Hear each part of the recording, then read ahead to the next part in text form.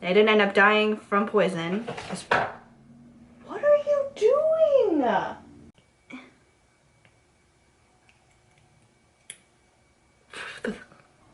Why were you lying?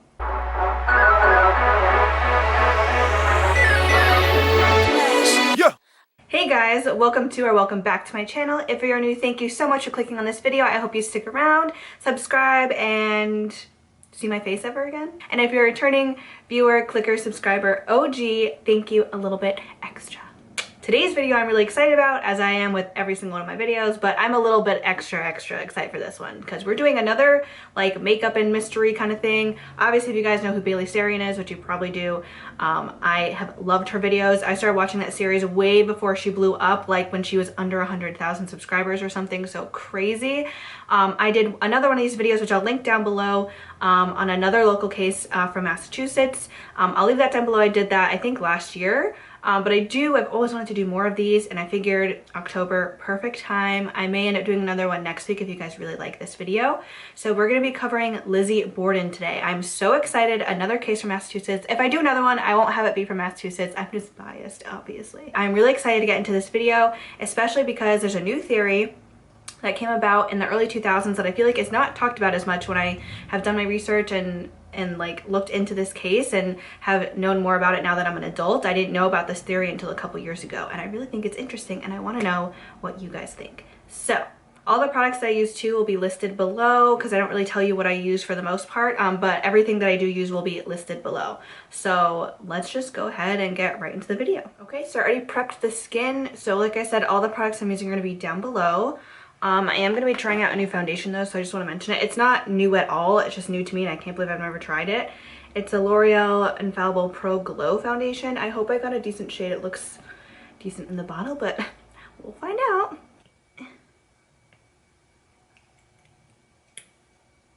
That looks like a pretty good match to me. Alright, okay. Lizzie frickin' Borden. Now, this happened in Fall River, Massachusetts. I am from Massachusetts, if you do not know.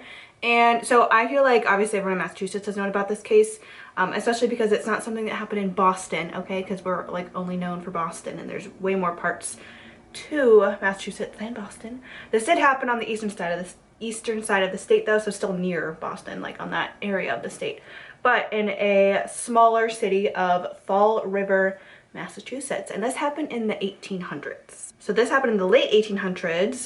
The murders that we're going to be talking about occurred on August 4th, 1892. So let's give some backstory first before we get into the murders, because there is obviously the reason that this murder has gone so like crazy, viral is not the right word because this was so long ago, but was so well known is because so many people really feel like Lizzie got away with murder in this case. But another reason why I wanted to talk about this case is because there's a new theory that I never heard about until recently that only came to light like in this century, in the early 2000s, I believe, by like a local math teacher. And it's interesting, and all of the other videos I've seen regarding this, like regarding Lizzie Borden, I haven't seen this theory talked about. And actually, Kendall Ray, who I love, I'll leave her video down below too if you're interested, because she actually just did it, even though I'm literally filming this the day after, like I had this plan, and I'm literally filming this the day after she uploaded a video. I didn't realize she was going to, but she didn't include this theory, so I wonder if she knows about it, or if she just forgot to include it, or if she just didn't believe it or anything. But yeah, anyway, I'm rambling. Let's get back into the story. Lizzie is a 32-year-old woman. She has an older sister Emma, who is 41. And they have a father named Andrew. They have a stepmother named Abby. Their biological mother had passed away when she was quite young, which was common back in this time, obviously, with like disease and everything else going around. So their father remarried to a woman named Abby. And then there's a couple other people involved in this story. John Morse, which is Andrew's brother, so Lizzie's uncle. And then there's also a live-in maid that they had in the home. And her name was Bridget, but they called her Maggie. I don't know why. I think when I was reading, I think it was because their first maid that they used to have was named Maggie, and either she quit or passed away or something, and they got a new maid, and Lizzie and Emma couldn't be bothered to call her anything else but Maggie, because we'll get into what their personality seemed like. So that was kind of like that's like the backstory, the people involved. Now, Andrew Borden, Lizzie's father, was extremely wealthy, especially for this time. I believe his net worth was about $300,000, which in today's currency would be estimated to be between 10 and 15 million dollars. That is an insane net worth. That's like celebrity status, you know, like these people do not have to worry about anything. But one thing that Emma and Lizzie both despised, I guess is a good word, about their father is that he lived very frugally. You know, they could live a lavish lifestyle. They have earned one, essentially, especially him. It's one thing to not want to share your success with your own children for whatever reason, but also like he himself just lived very frugally. He was all about saving money. He didn't want to spend it. And I mean like even more than just like, oh God, I just dropped my sponge and it went really close to the litter box. So we're not gonna use that. To the point of where they would have like one kind of meal a week that they would have to spread out throughout the week. He wouldn't, you know, they didn't have a nice huge house. So another thing to point out about the house is, and it's kind of, I don't know the word, metaphorical, is that the word? I don't know, ironic, I really don't know what the word is, but in Fall River, Massachusetts, I have a friend who actually lived there, so I'm fairly familiar with like the town or the city, and the way that it's almost set up is it's extremely hilly. Like you're going, kind of like if you think of San Francisco, not quite that hilly, but you know what I mean, like very high up hills.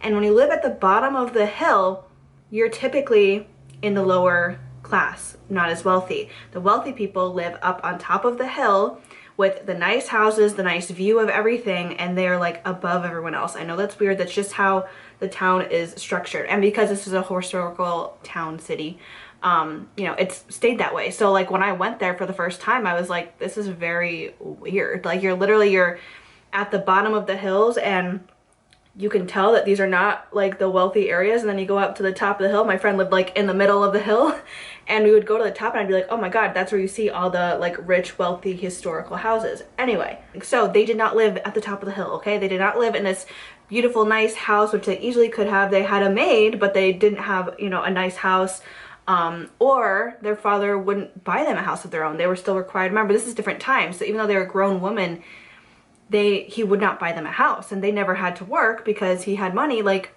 so they definitely had built up resentment. Also, the stepmother, Abby, I don't remember what happened. I don't think the reports actually know for sure what happened, but about 5 years, I believe, before the murders, Lizzie stopped calling Abby mother and would only call her Mrs. Borden. I think that the reason for this, from what I could gather when I was doing my research, is that Abby's brother or sister, someone in Abby's family, needed a home, and Andrew, the father, bought them a home.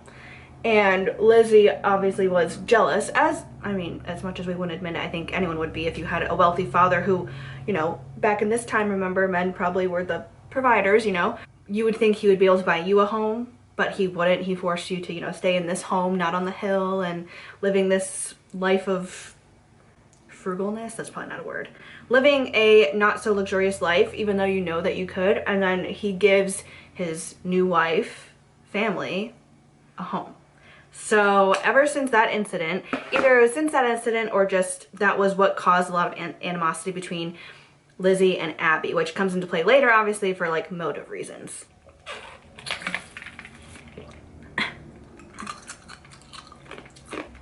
Stay hydrated, kids. Lizzie was also known as like a socialite, a very social person.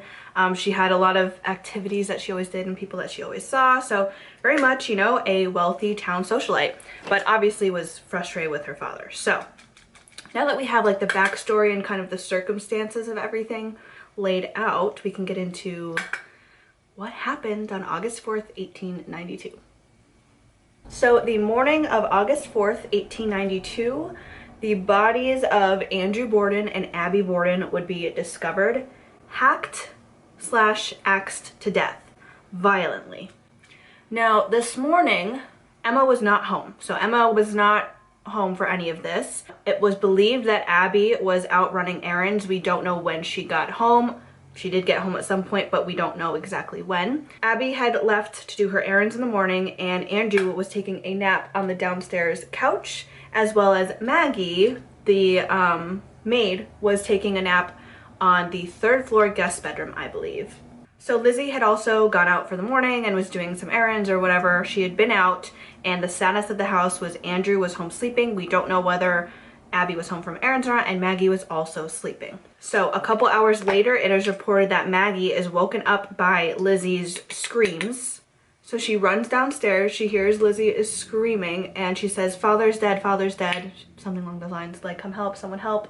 So Maggie rushes downstairs and finds Lizzie, you know, crying and screaming because her father is clearly dead on the couch with axe wounds or a hatchet. The murder weapon was never found, but it was obviously something like that.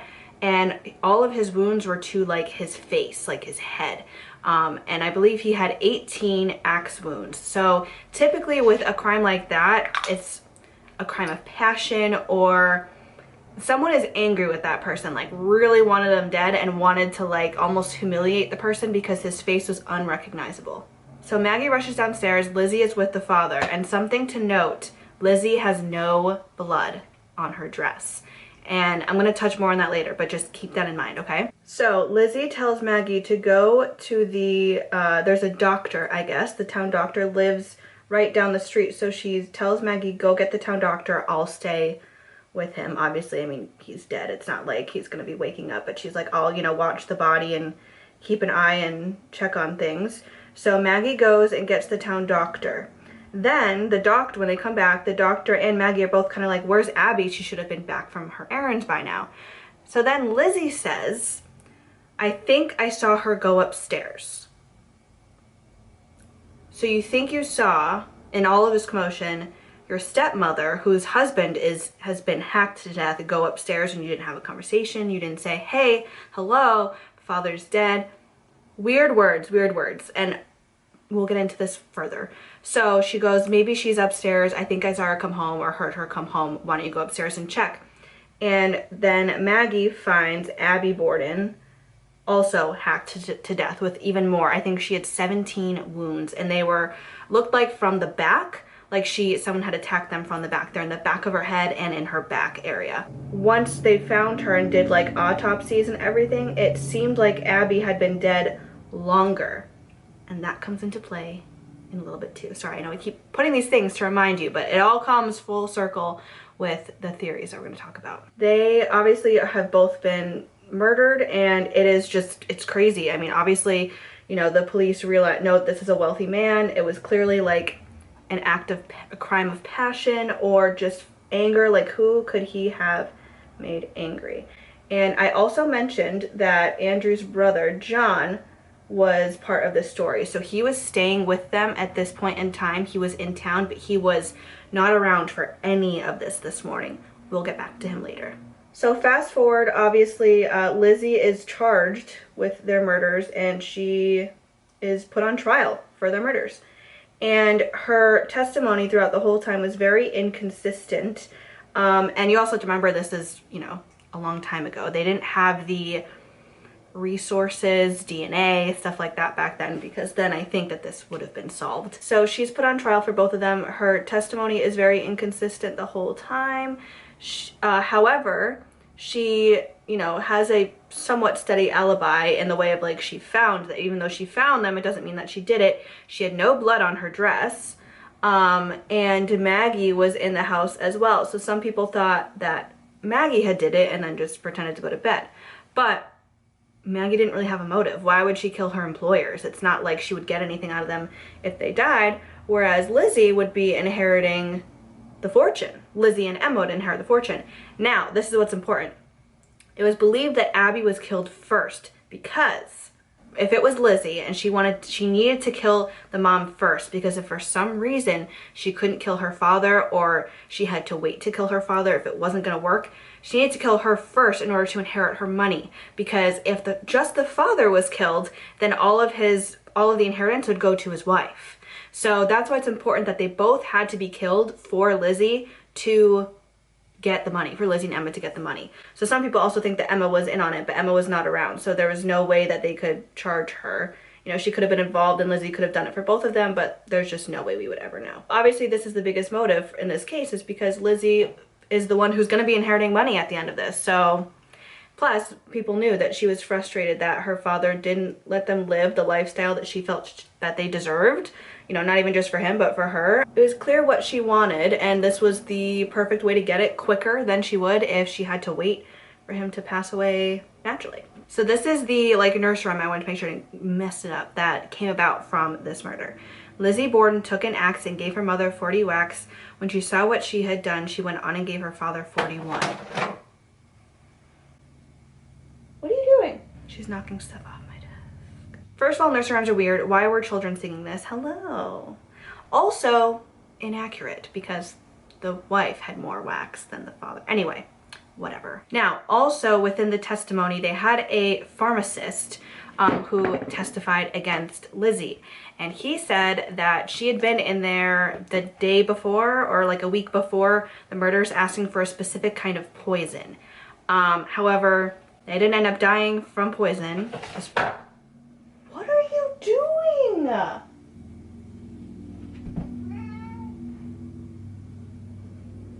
And that testimony was dismissed. We're not really sure why. I don't know if they found it like not credible for some reason. I couldn't tell you. So a lot of people thought that Lizzie got away with murder. A lot of people thought that she did it, but there just was not enough evidence, especially in this time period, but just in general.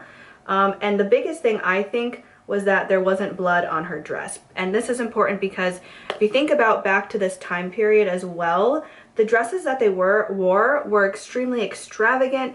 Most of them, if not all of them, had corsets. You usually had to have someone help you, especially for like these women who had probably fancier dresses than most. Obviously not luxurious because we know that they're not living the life of luxury that they want.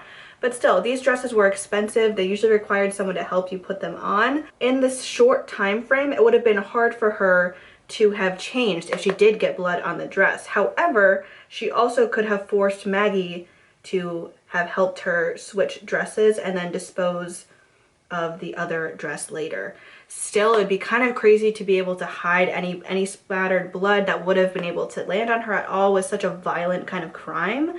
And they did find the head of a hatchet, I think in the basement, that they think is the murder weapon, but it's just never been confirmed. And the handle to it was never found, so I think to like confirm if it was the one that could have done it, we'll just never know. It was just suspected to be that one. So basically, she was acquitted of the charges. She was not convicted for either murder. And she and Emma bought a house on the hill and inherited all their money. Lizzie never married. I don't think Emma did either. I think eventually Emma ended up leaving Fall River.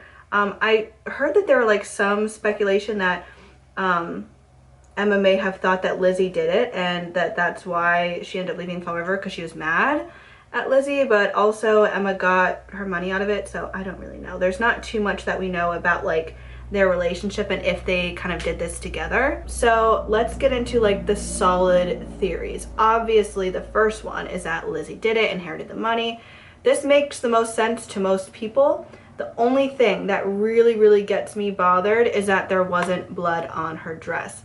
Now, after the trial, she was caught burning a dress of hers because she got paint on it. So this is a lot of people also thinking that it was blood, that she did somehow change dresses, and that this kind of sealed the deal and did kind of convict her in the end. She obviously waited until after the trial to do this, but that does kind of seal the deal, especially in my eyes. Now, there's also a theory, this is more of like a fandom theory, that Maggie and Lizzie did this together, which would explain her being able to change out of her dress because Maggie would have helped her. And that Lizzie and Maggie had a... Sorry, my camera died, so I just finished my eyes off camera real quick. Nothing crazy. I have certain lashes on. I'll leave that Instagram down below if you want to see. Hopefully launching on Halloween, okay? Okay. Anyway, so people thought that it was possible that Maggie and Abby had done this together. But also Maggie didn't end up living with Lizzie after, so it doesn't make sense. And if anything, it would have just been Lizzie forcing her to help her and then not giving her anything in return. So moving on to the newer theory, and one that I find very interesting for a specific reason. John Morse was Andrew's brother. And John had a failing livestock business. This is like partially how Andrew had his fortune. He was an entrepreneur and had, you know, a bunch of businesses, and he also helped his brother with one, and it was failing, and Andrew wouldn't seem to help him. And he was in town visiting. So it's very possible that John was frustrated that he wasn't getting any help, and was more or less just hopeful that he was in the will if he did kill him. I don't think he knew, because I don't think there was a will in place. I believe everything just went to Lizzie, because I don't think there was any specific will detailing otherwise, or Lizzie and Emma, I should say. So obviously I think anyone would be frustrated if you had a rich sibling that you worked with and they wouldn't help you with your business. I mean, not enough to kill, especially violently.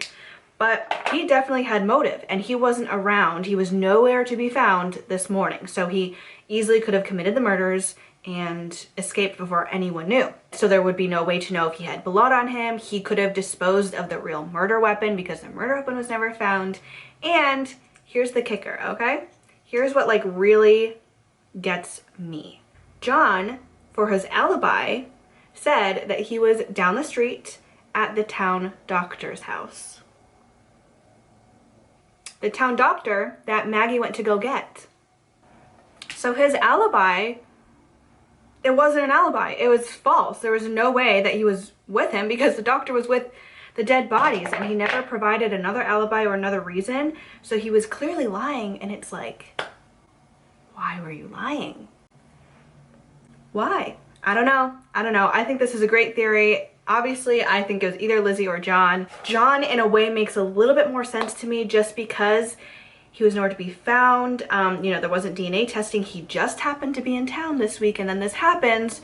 You know, I think that Lizzie had the most motive, but it's also like, why would it just mysteriously happen the 1 week that John happened to be in town? She could have done this 5 years ago, or even earlier. You know what I mean? Like, just interesting timing. So let me know who you guys think did it in the comments below. I'm really curious. I'm honestly torn. I think if I really had to choose someone, it would be Lizzie, because she, I think, had the most to gain regardless. But I think John is suspicious. And that was, like I said, a new theory that came about with a local math teacher thought about it. And then it became like really, really popular, and it kind of sparked this case up again in like the early 2000s. So yeah, let me know who you think is guilty, who did it, down below. If any of you want to go visit this place, you can actually visit their home and stay in it. It is now a bed and breakfast in Fall River, Massachusetts. So let me know if any of you guys have stayed there, or if you like staying in haunted places or something, because it has reported to be haunted, so, which does not surprise me. As always, if you liked this video, please give it a thumbs up. It would mean so much to me, and subscribe if you ever want to see my face again. I'm honestly hoping to do more of these in the future. I've only done one of these before, but I do want to do more of them. I may even do another one next week if you guys end up really liking this video. And then after that, it's going to be my Halloween, which I'll be doing 7 days in a row of Halloween looks, and hopefully releasing my brand as well. So stay tuned for all of that. Follow me on Instagram, follow my new brand's Instagram. I'll leave all that down below for you. And thank you so much for watching, and I hope I see you in my next video. Bye guys.